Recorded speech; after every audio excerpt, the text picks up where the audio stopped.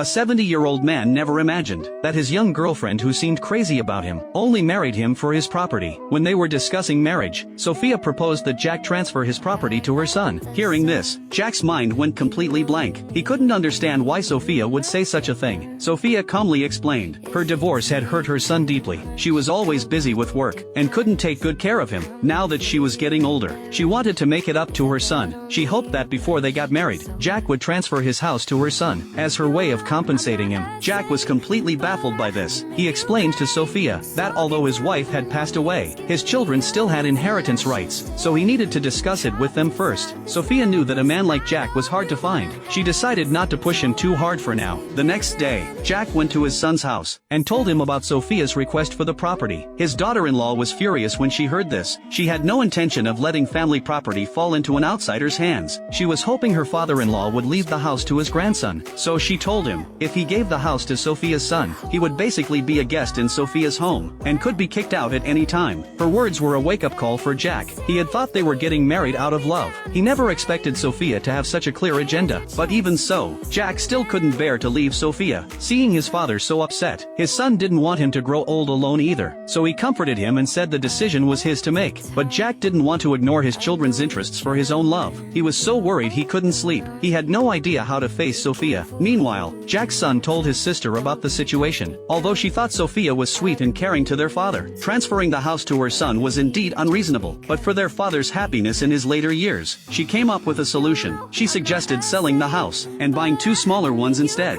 one for their father and Sophia to live in, and another for Sophia's son. Jack's son thought it was a great idea. The next day he told his father about the plan. Jack was thrilled when he heard it. He agreed to do it right away. But what no one expected was, even though Jack's children made such a huge compromise, Sophia still refused. She insisted that before they got married, the house they were living in must be transferred to her son. Sophia believed only then could she marry Jack without any worries. Jack was deeply disappointed. He refused on the spot, and their relationship began to fall apart from that moment on.